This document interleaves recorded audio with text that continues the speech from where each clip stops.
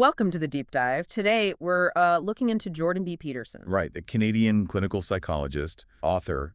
He became this huge public figure, didn't he? Exactly. And pretty polarizing. We've got material on his life, his academic work, his big ideas, how people reacted, the controversies. hmm And our aim, really, is just to pull out the key things to understand his impact, which is, well, pretty significant in Western culture today. Okay, so starting from the beginning, he was born in Edmonton in 1962. Yeah, but grew up mostly in Fairview, up in northern Alberta. Right, small town. His dad was a teacher, his mom a librarian. Came from a, quote, mildly Christian household. And apparently, even when he was young, he was interested in, the mind, how society works. That definitely tracks. He went on to the University of Alberta, got degrees in poli-sci and psychology. 2 BAs, right. Yeah. Then off to McGill for his PhD. Yep, in clinical psychology. Finished in 91. His thesis, interestingly, was about psychological signs for predisposition to alcoholism. Already looking at those kinds of behavioral patterns. So then his academic career gets going. Harvard first, 93 to 98. Assistant, then associate professor there. Researching things like aggression, alcoholism again, antisocial behavior. But his teaching really stood out. I saw that. Described as super charismatic. Someone even said it was like psychedelic drugs without the drugs. Yeah. Apparently students were weeping on his last day. Quite the reaction. And he got nominated for a big teaching prize there. There was that author, Greg Hurwitz, a former student, who said Peterson was a huge inspiration, practical life lessons, challenging ideas. Definitely made an impact. Then he moved to the University of Toronto in 98, professor of psychology. Stayed there a long time until 2022, eventually becoming professor emeritus. And again, highly rated lectures. Got nominated 5 times for Ontario's Best University Lecturers Award, people calling his courses life-changing.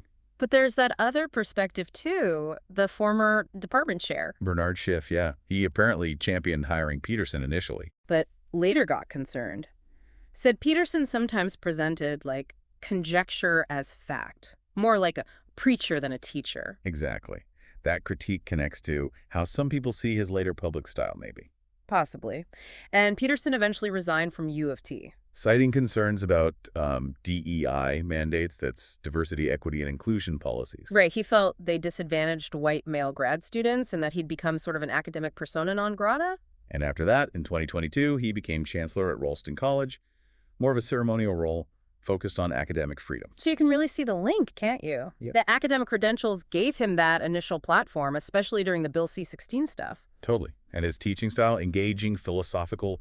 You can see how that translated to his public talks. That preacher comment also seems to foreshadow his persuasive, sometimes moralistic tone later on. And we shouldn't forget, alongside all the academic work, he had an active clinical practice for years. Oh, right. Seen clients. About 20 a week, I think, the Yeah. sources said. Dealing with depression, OCD, anxiety. Yeah, pretty standard clinical work.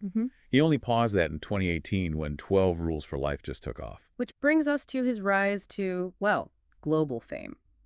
His first book, Maps of Meaning, back in '99. Deep stuff, mythology, archetypes, meaning, chaos. A lot of the themes he returns to. But it didn't make huge waves initially. No, the real shift was 2016, wasn't it? Those YouTube videos. Absolutely. Opposing Bill C-16 in Canada, the law about adding gender identity and expression to human rights codes. And his big objection was around pronouns, wasn't it? What he called compelled speech. He argued it was dangerous territory. And that just ignited everything. Media firestorm, tons of support, tons of criticism. Suddenly, his lectures, debates, interviews were everywhere online, going viral. Then came 12 Rules for Life in 2018, international bestseller. That really sealed the deal, made him this major public intellectual. Yeah, the sheer volume of reaction around that time, positive and negative, is, well, it's something else when you look back at the sources. So if you pull it all together, you've got this journey from academia, from the clinic, onto this world stage. It's this blend, isn't it? Psychology, philosophy, tackling these big cultural questions head on. And that message about personal responsibility, finding meaning in chaos, it clearly resonates deeply with a lot of people. It gives them a framework. No doubt. But, as we said, his views, how he says things, they also stir up major controversy. Debates about free speech, identity, tradition. It creates this real split, doesn't it? Yeah. For some, he's offering profound guidance. For others, his influence is a serious concern. Exactly. That contrast is stark. So, thinking about that rapid rise, the intense polarization, what aspect of it all strikes you listening now as most thought-provoking about our current cultural moment and maybe the power ideas still hold?